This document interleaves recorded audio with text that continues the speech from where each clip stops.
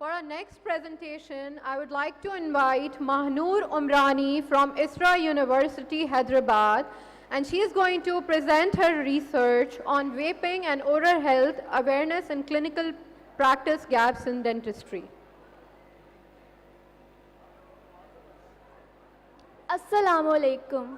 Dear participants and faculty members, I am Mahnoor Umrani and I am very delighted to represent my university and present my research topic, Vaping and Oral Health, Awareness and Clinical Practice Gaps in Dentistry, supervised by Dr. Sayyida Sana Batul, Dr. Ramesa and Dr. Rabia.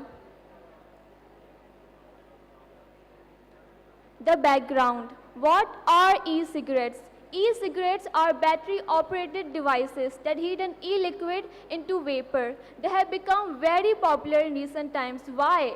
Because of their modern designs, their vast variety of flavors, and their aggressive marketing. Why are they so trendy and how common are they? Globally, they are at a prevalence of 11%, with 6.2% in Pakistan and similar numbers in Sindh. But vaping leads to certain oral health concerns such as xerostomia, gingivitis, mucosal irritation, and certain cancerous dysplastic changes. This raises a key question: how much do dental professionals and dental students are really aware about the clinical side effects of vaping? So, the rationale was e-cigarette use is rising and the knowledge of our dentists is limited. This calls upon a structured training and counseling on vaping oral effects and adverse effects. Objective. Our objective was to assess knowledge and awareness of dental students and dental professionals in Isra Dental College, Hyderabad by administrating an e-questionnaire. The methodology. We utilized a cross-sectional type of observational design using a structured e-questionnaire. Our population consisted of third year and final year BDS students, house officers, postgraduate residents, and faculty members.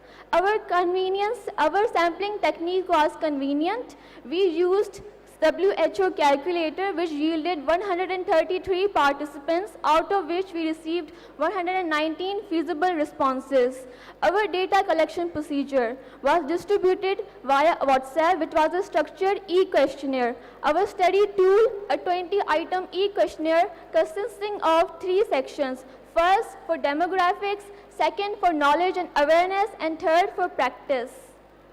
The data was analyzed using SPS version 20 using chi-square test, keeping a significance level of P 0.05. Now, on to the key findings of the study. As you can see in this blue bar graph, this represents the percentage of the professional status of the participants, the majority being clinical dental students, followed by specialists, then by general dental practitioners, then by house officers. In the pie chart, you can see the gender distribution, with the majority being female and the minority being male. Lastly, in the green bar graph, this represents the knowledge and awareness of the participants. As you can see here, surprisingly, most of our participants were aware about vaping, but unsurprisingly, only 20% had any formal education on the topic. Also, more than 90% of our participants were aware of the harmful chemicals of vaping, but only 61% were aware of any clinical relevant studies on vaping. The awareness levels were comparable across all groups.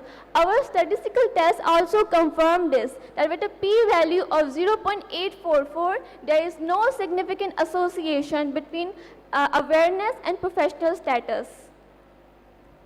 As mentioned previously, there exists a knowledge gap across all levels. This means there is a lack of knowledge from all levels, from senior practitioners to dental students. Less than 20% received formal training, but 61% were aware of relevant papers. Our findings also align with previous research. As you can see, Al-Hajj et al., a 2022 study involving dentists from 11 countries. It states that students are aware about vaping, but they are not aware about the problems it poses to oral health. Similarly, an Australian study by Jung and Ellis, oral health practitioners were aware of vaping, but they lacked the knowledge and formal training to effectively counsel patients.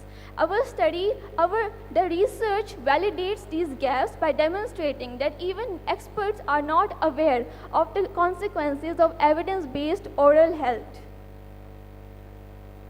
Finally, I would like to say that vaping is not a safe alternative to cigarette smoking. It can lead to problems such as xerostomia, mucosal irritation, and precancerous changes.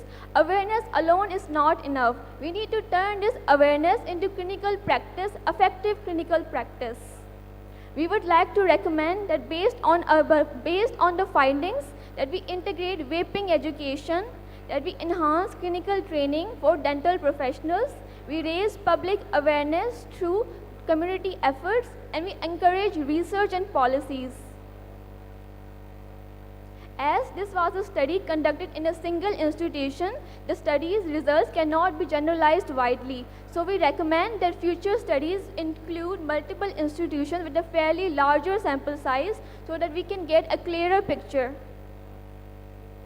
We would like to express our heartfelt gratitude to our participants, our supervisors, and postgraduate residents for their kindness and support. Thank you for your time and attention and listening to me. I'll now be happy to answer any questions. Thank you. Since Dr. Mahnoor is in her limited time frame, we can have a question from judges. Dr. Maroon, can you please stay here and answer a question? Samga Mahnoor, and congratulations for being at this podium at such a young age. Mahnoor, I have a question. As far as the background of the research is concerned, you refer most of the references, but where the concern related to the oral health consequences of vaping, there was no mention of reference. Could you please explain? As you can if you see go to in the our background slide. As you can see in our references, we used verified references from journals. They all state that vaping has certain oral effects on our patients. They can lead to xerostomia, as I mentioned before, and they can also lead to serious changes, dysplastic changes. Thank you. You're welcome.